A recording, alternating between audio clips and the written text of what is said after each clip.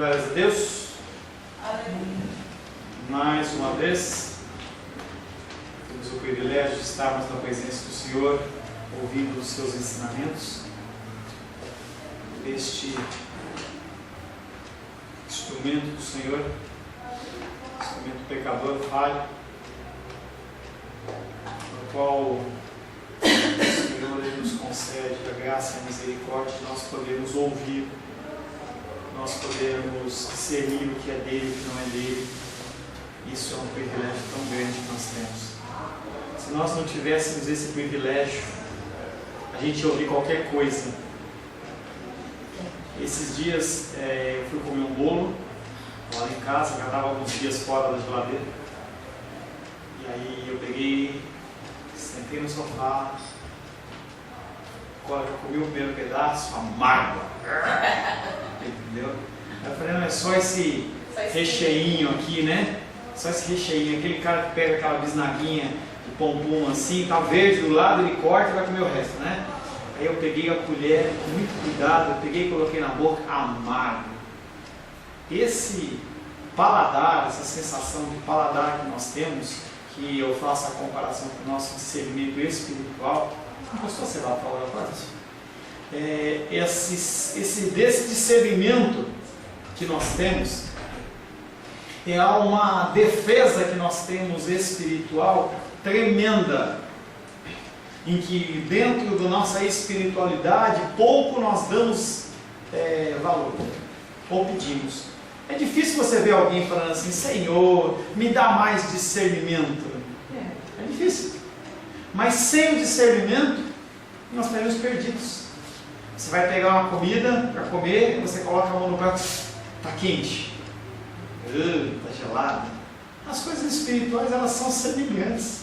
A gente tem que começar a pedir que Deus nos desenvolva no discernimento espiritual, para que nós possamos identificar aquilo que é de Deus e o que não é de Deus.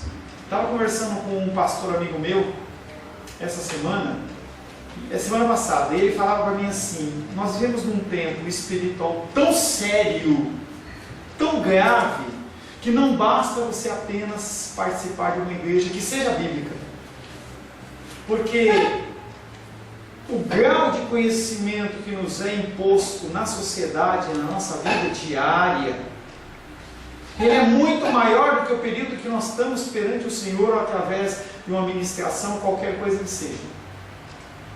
Então, cada vez mais nós temos que nos dedicar à oração, ao estudo bíblico, para que nós possamos desenvolver esse discernimento. Será que eu vou? Será que eu não vou? Faço ou não faço?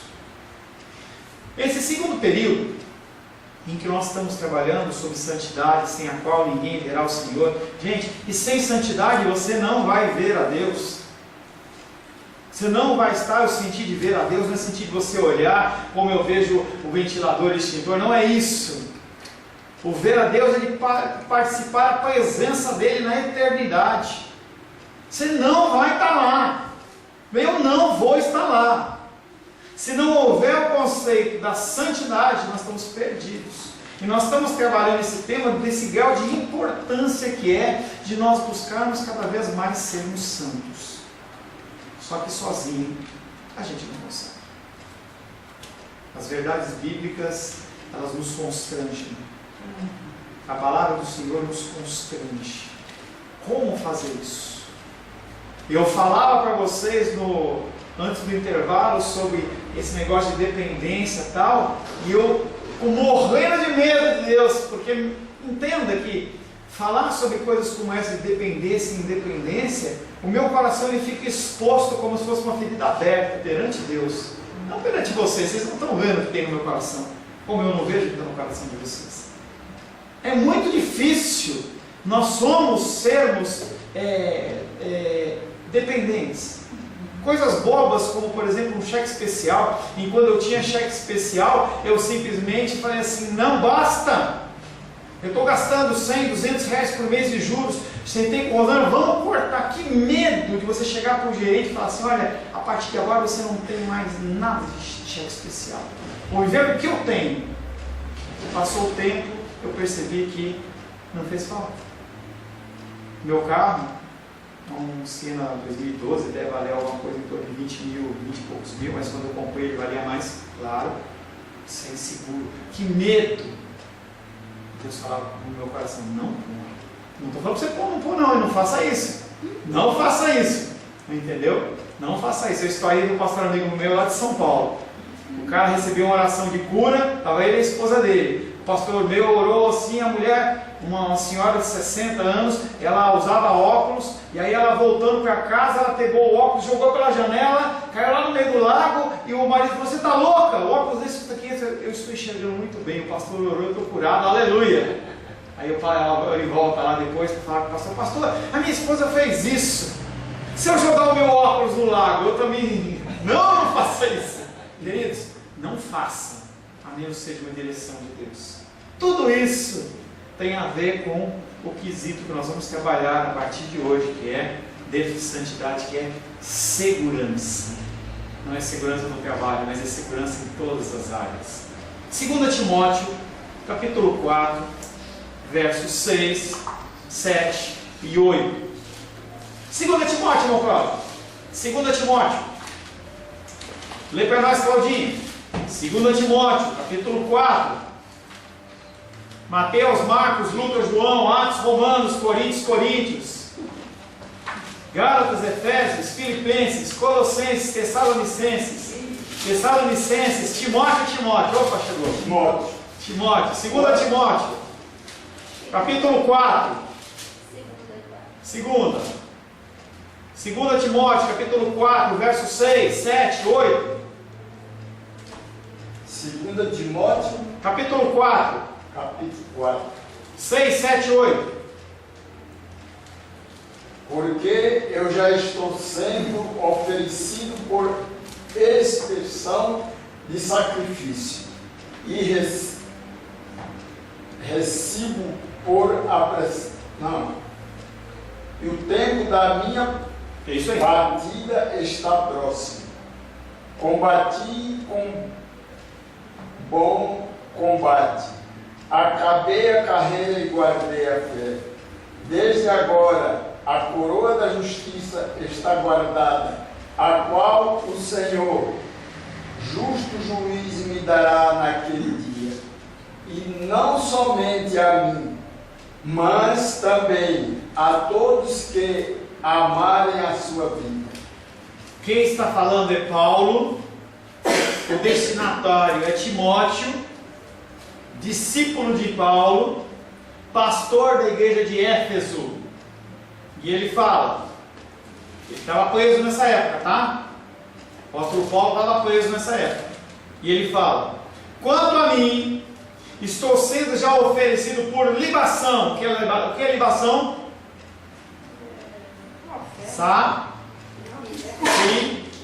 Sacrifício. Ele faz uma comparação dele com o sacrifício que era levado no altar.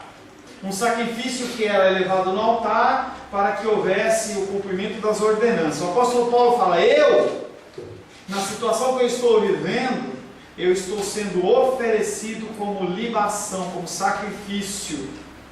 E o tempo da minha partida é chegado. Está quase na hora de eu morrer.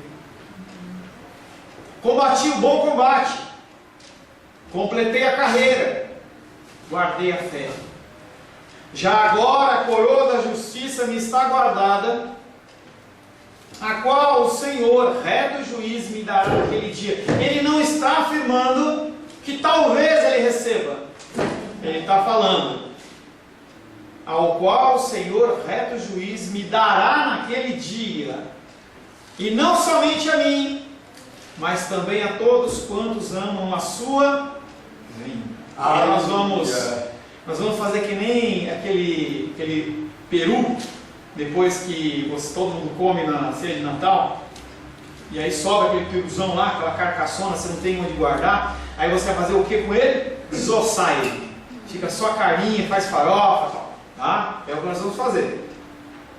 Nessas palavras das Escrituras, nós vemos o apóstolo Paulo olhando em 3 direções. Gostou, né, do peru?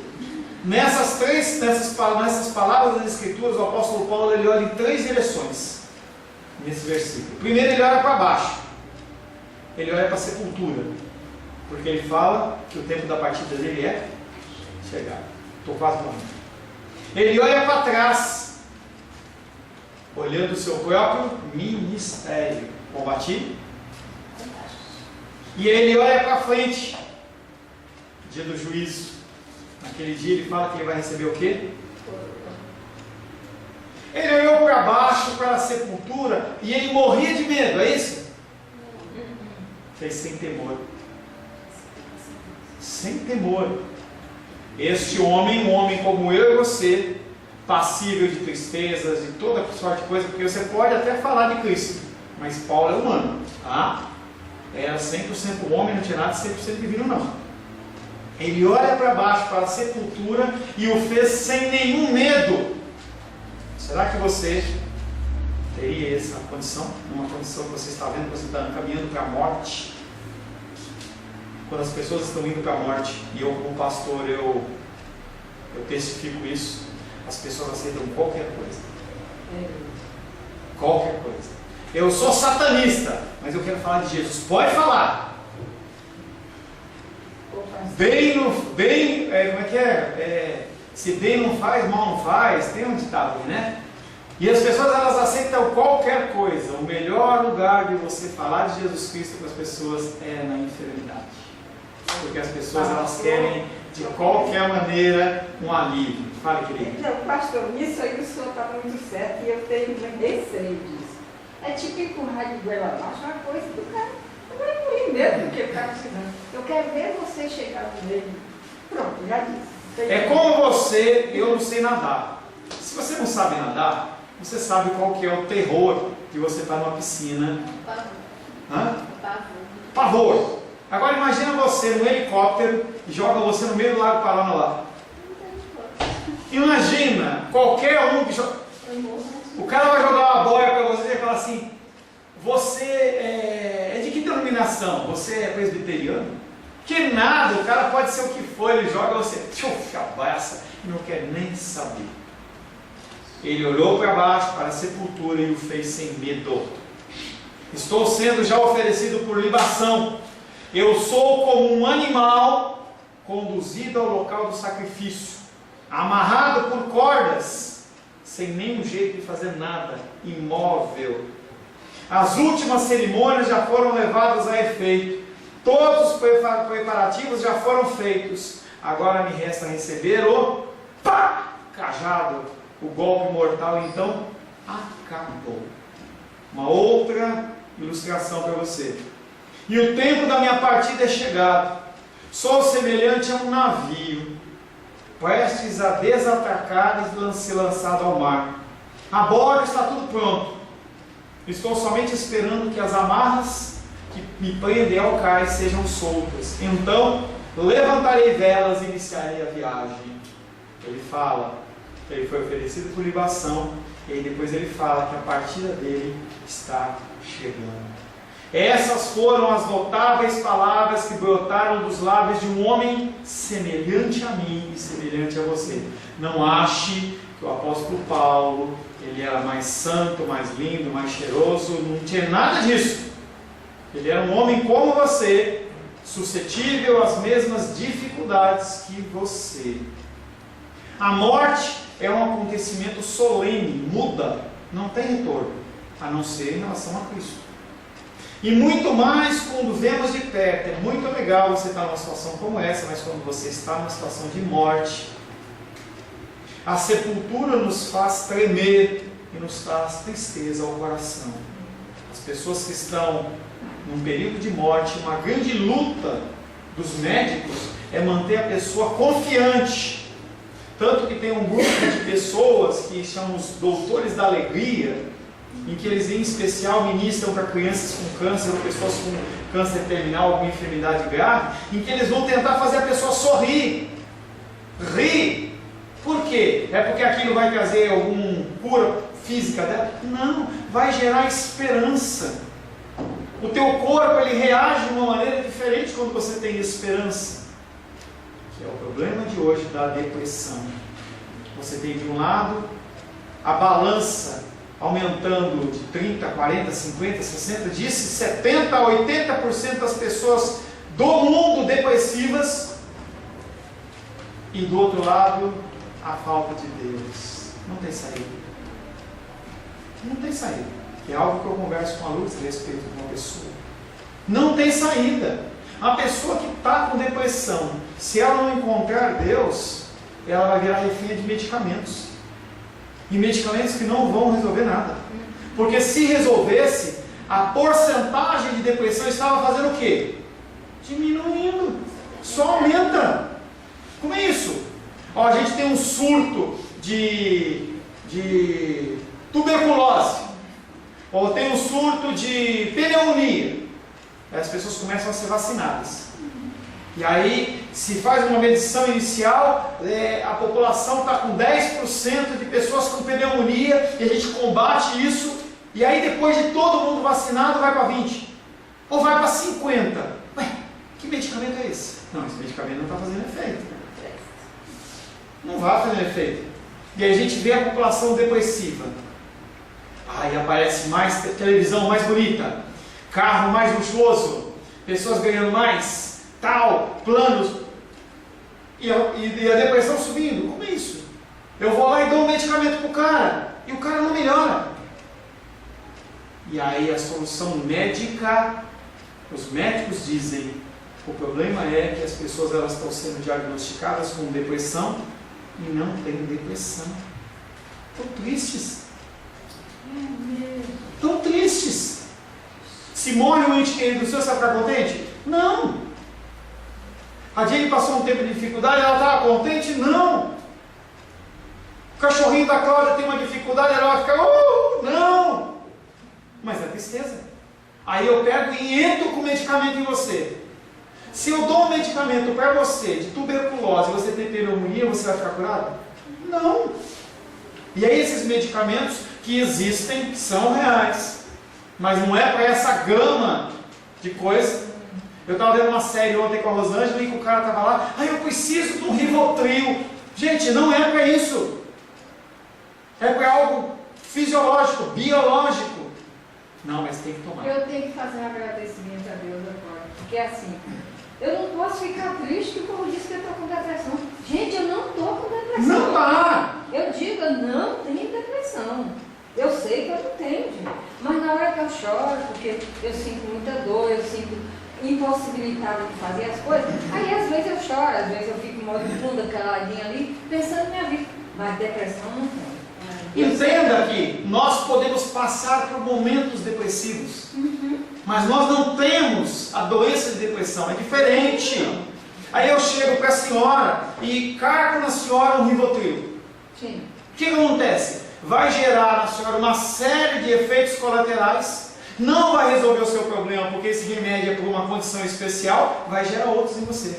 E aí o que acontece? Eu dou outros, e eu dou outros, e eu dou outros, e eu dou outros, e eu dou outros.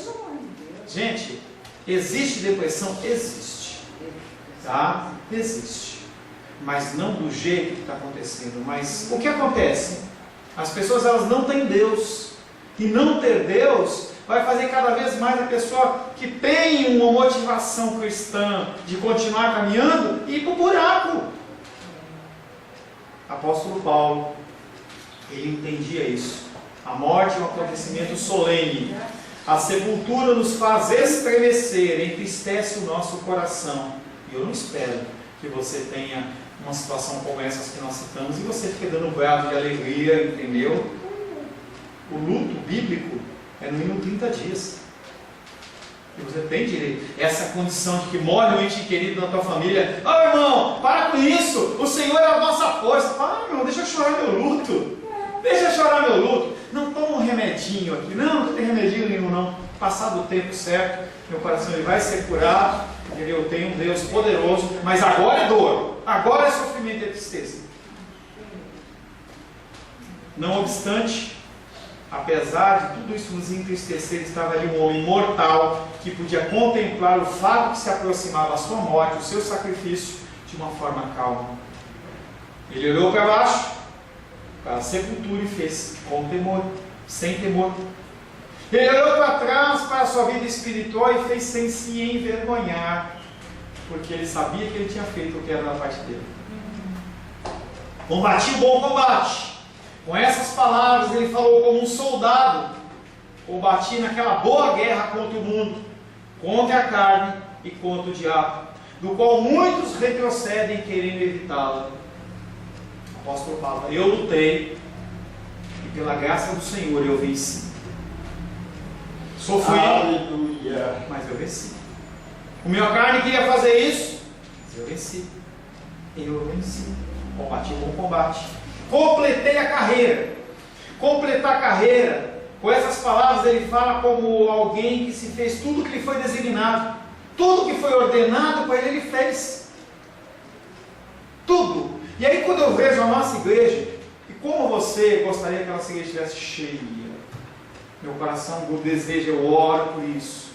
Mas eu não tenho como fazer com que as pessoas venham, porque eu quero. Mas a minha função é o quê? Orar por você, estudar a palavra, preparar o estudo e estar aqui no dia certo, na hora certa. A minha função é essa. A minha função não é convencer você de nada. A minha função é simplesmente falar. O apóstolo Paulo ele fala: tudo o que me foi designado, eu falei. Você acha que aquele povo lá da Grécia foi tudo para Cristo? Não. As pessoas acharam que aquilo era só mais uma filosofia, uma onda, uma moda, e não quiseram. E o que ele pode fazer? Nada. Mas ele diz: eu fiz tudo o que me foi designado. Não me desviei para nenhum lado diante das dificuldades. Lembra da figura de Balaão em cima da mula? Ele andando assim. Aí conforme tinha dificuldade, tinha que mudar o caminho. Aí o anjo na frente, a mula prendia. Não, ele falou assim: não, eu tenho que ir, eu vou. Tem que enfrentar, nós temos que enfrentar. Pessoas dependem de mim e dependem de você. Claro que Deus sobre todas as coisas. Você enfrentar as suas lutas e dificuldades vai trazer para outras pessoas a esperança. Talvez você seja como Paulo, sendo levado como um sacrifício, mas que as pessoas vão olhar para você e falar assim: opa, essa pessoa conseguiu. Gente, é esse o propósito. O sofrimento na nossa vida, que não vem do diabo, para com isso. Quem é soberano sobre a sua vida é Deus. O diabo é um instrumento. Essas aflições que vêm sobre a nossa vida, em grande parte por causa dos nossos pecados, mas todas elas orquestradas por nosso Deus, para que a gente cresça. A gente tem que crescer. As pessoas, elas têm que crescer. Então, eu ouvi, a senhora perguntou assim para a Cláudia: Cláudia, cadê as meninas? As meninas estão em casa.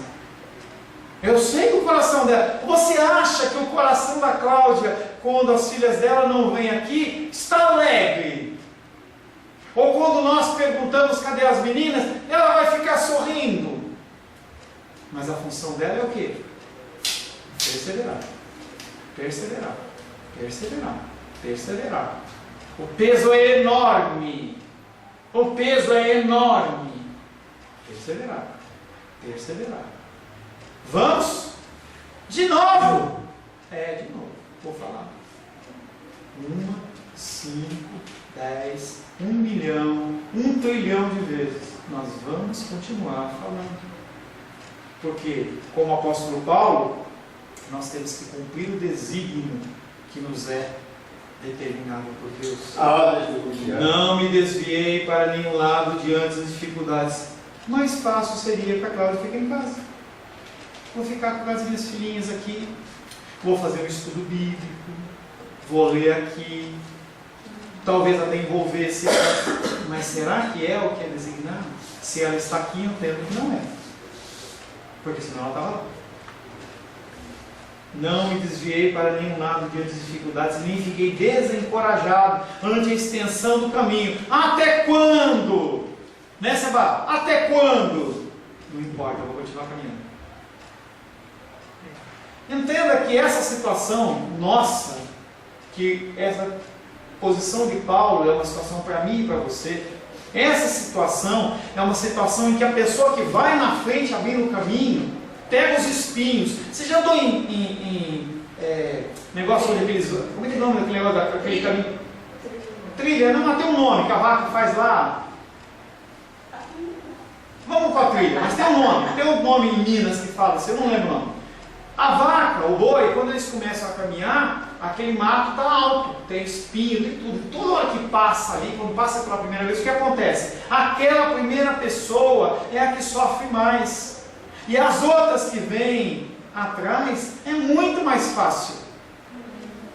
Se você está na frente dessa trilha, não é esse nome que eu queria falar, tem outro nome. Se você está na frente dessa trilha, você pode ter certeza que o seu caminho vai ser de espinhos. Vai arder mais, vai machucar mais. Mas se a gente não fizer isso, aqueles que são mais fracos, eles não conseguem passar na trilha limpa. Foi isso que Cristo fez. Foi isso que Paulo fez. É isso que eu e você temos que fazer. Aleluia. Quanto tempo? Não sei, querido. Não sei.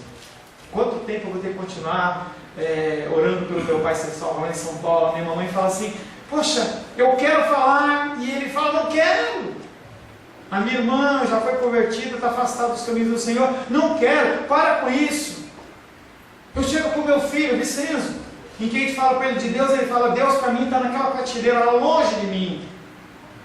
Tudo. Quanto tempo eu vou ter que fazer isso? Quanto for necessário. Quanto for necessário. Com essas palavras ele fala como alguém que fez tudo que lhe foi designado. Não me desviei para nenhum lado diante das dificuldades e nem fiquei desencorajado perante a extensão do caminho. Agora, finalmente posso contemplar o meu prêmio. Que prêmio? A coroa. Combati o bom combate, completei a carreira, guardei a fé. Com essas palavras, Paulo fala como um mordomo. Ele guardou, ele protegeu. Ele não permitiu que fossem colocadas outras coisas. Então agora eu vou abrir uma opção, porque aí o fulano ele vai poder ficar mais confortável aqui na igreja e ele vem. Eu não posso fazer isso. É aquele exemplo do médico que eu dou e repito.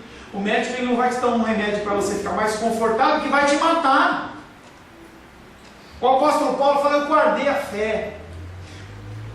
Conservei puro aquele glorioso evangelho que foi posto ao meu encargo. Era mais fácil Paulo falar assim, eu não quero mais isso não, eu vou continuar sendo fariseu, as pessoas vão me amar, vão me idolatrar, eu vou ter minha casa, eu vou ter dinheiro, eu vou estar tão bem. E ele fala, eu não posso fazer isso, eu não posso, é covardia. Não misturei o evangelho com tradições humanas. Eu não posso misturar o evangelho com tradições humanas, porque o evangelho é o evangelho. A palavra de Deus, ela é nua, crua, dói, fala de dor, de sofrimento, fala de você receber a coroa da vida só lá na frente, não é aqui. De você se contentar com o pão de cada dia, enquanto a galera come filé mignon. Não misturei o evangelho com tradições humanas, e nem alterei a sua simplicidade com as minhas próprias invenções, e nem permiti que outros o adulterassem. Queridos, se eu fizesse uma campanha aqui, a igreja enchia. Se eu falasse prosperidade, aí ia encher. Talvez você não viesse mais, mas ia encher. O meu ego ia ficar lá em cima.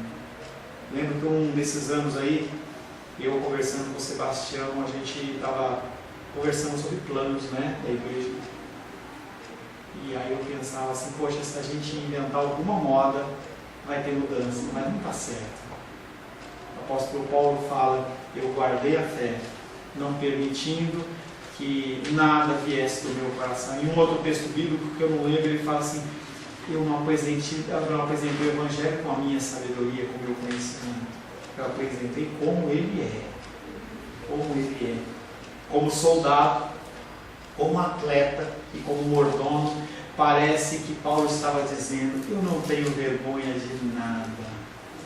Eu fiz a minha parte. Eu fiz a minha parte.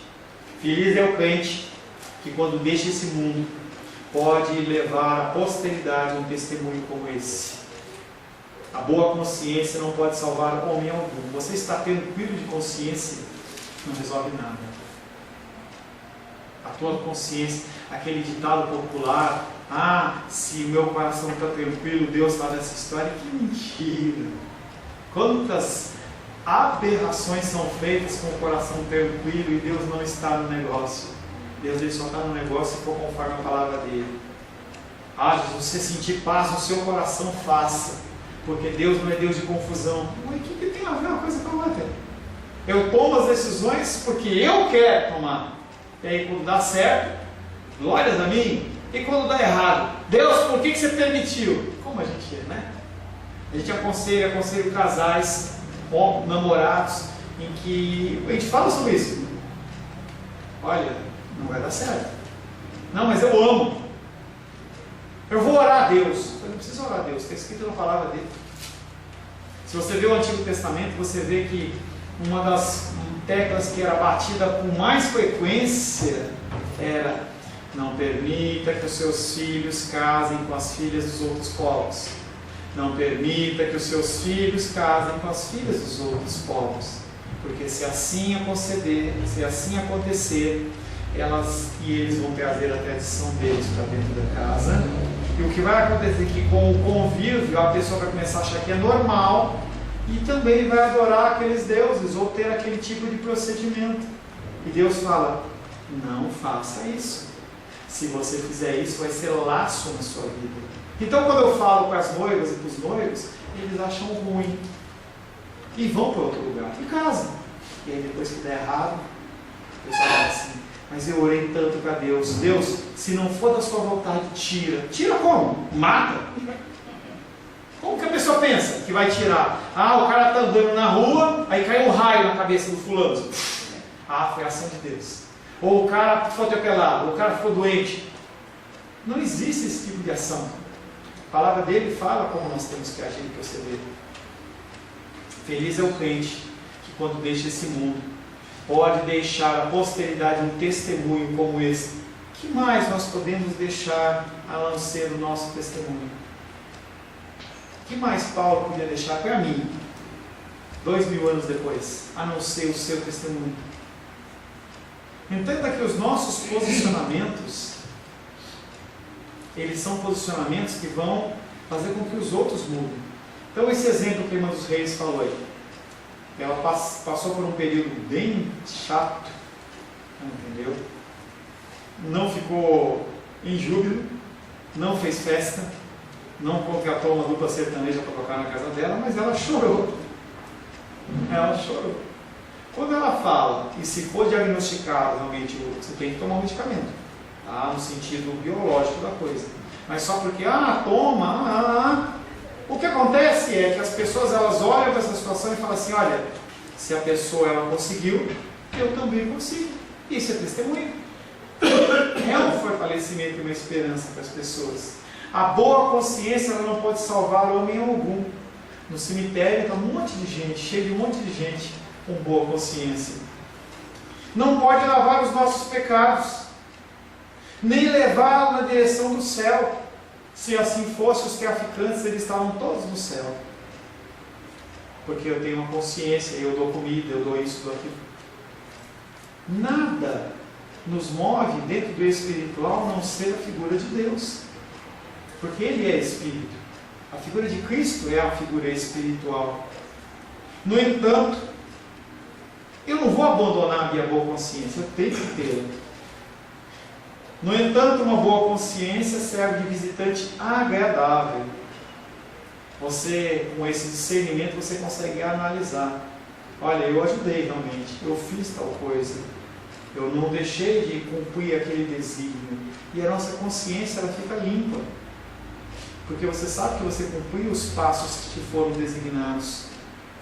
Na hora da nossa morte, você tem certeza que o teu coração vai estar tranquilo. O apóstolo Paulo, ele tinha boa consciência, ele tinha consciência daquilo que ele tinha feito. A consciência é um estado mental em que você sabe o que você fez ou o que você não fez. Amanhã deve ter uma vistoria da CAESB aqui. Eu comentei com vocês, superficialmente. Nesse sobe, tem água, falta água e tal. Um dia que não tinha água, uma criança lá embaixo, ela deixou a torneira aberta. A parte de baixo não tem esgoto, ela é abaixo da galeria de esgoto. Então você trabalha com bomba. Aquela água começou a minar lá, eu não sei que horas. E aí 2 dias, quando é um dia da semana passada, retrasado, né? A pessoa me liga, olha, eu fechei a água aqui porque o vizinho que está vazando água do outro lado. Corri aqui, sem exagero, a água estava no meu tornozelo, no meu joelho, tinha isso aqui de água, aqui embaixo. Nós perdemos um móvel, a nossa geladeira não está funcionando, tá? Amanhã deve vir um técnico aí. Amanhã vem um técnico da Caesa. Se eu olhar para aquele técnico da Caesa e falar assim, olha, o que aconteceu foi tal coisa, e for uma coisa visível, ele vai ser obrigado a abonar a minha conta. Obrigado é dizer, né? E eu tenho a opção de mentir para ele ou de falar a verdade. O que eu vou fazer? A conta hoje está em R$390. Foi a conta nossa. Poderia ter sido um dano maior, mas foi só isso. Poderia ter sido mais. Eu pensei que ia ser para cima de mim. R$390. Eu tenho 2 opções amanhã. Uma é falar a verdade e a outra é falar mentira. Como vai ficar a minha consciência em relação a isso? Quando eu mentir, eu estou dizendo para Deus o quê? Deus, eu sou independente de ti. Se eu pagar a conta aqui de uma maneira correta, o que vai acontecer é que vai faltar o dinheiro para o meu salário ou para pagar as contas da igreja. É isso que eu estou dizendo para Deus. Ou eu ajo de uma maneira de boa consciência, ou de má consciência. E aí, digamos que no fim do dia eu tenha um acidente e eu esteja à beira da morte. Como vai estar minha mente? Será que ela vai estar tranquila? Ou ela vai estar atribulada? A boa consciência serve de um visitante agradável na hora da nossa morte, ao chegar à beira do nosso leito. Nosso dia a dia é aquele que vai nos trazer paz ou não trazer paz. Apóstolo Paulo, ele olhava para a sua vida e dizia: eu combati o bom combate, eu fiz o que me foi designado, eu completei a carreira. Ficou faltando apenas a parte do juízo no futuro. Mas entenda que essas questões que nós estamos falando são questões que ele, como ser humano, ele tinha paz. Não uma paz humana, mas uma paz de que ele cumpria os desígnios do Senhor. Senhor, em nome de Jesus, queremos agradecer a Ti, porque em Cristo nós podemos ter segurança. Vivemos num mundo, Pai, pautado na insegurança. As pessoas roubam, as pessoas assaltam, as pessoas desviam verbas. Nós vamos a hospitais e não sabemos se seremos atendidos de uma forma correta. Estamos, Pai querido, tomando medicamentos que não sabemos se eles vão fazer a função determinada. Nós, Pai, temos causas na justiça que as decisões elas não são pautadas na Tua justiça, mas na vontade dos homens. Nós vivemos num estado de insegurança, mas sabemos que o Senhor, Pai querido, é a nossa rocha. Sabemos que quando a nossa casa está posta sobre o Senhor, nós estamos seguros. E nós, cada vez mais, Pai, possamos depositar as nossas dificuldades nas Tuas mãos, cumprir, Pai querido, a Tua vontade, os Teus desígnios, e termos paz, e esperar, Pai querido, a ação do Senhor sobre as nossas vidas, sobre os nossos maridos, esposas, filhos, filhas, netos, netas, situações financeiras, situações emocionais, situações de saúde. Todas elas nós entregamos nas Tuas mãos, seguros, Pai, que o Senhor tem a melhor solução, que a Tua solução é boa, ela é perfeita e ela é agradável. Te agradecemos em nome de Jesus. Amém. Amém.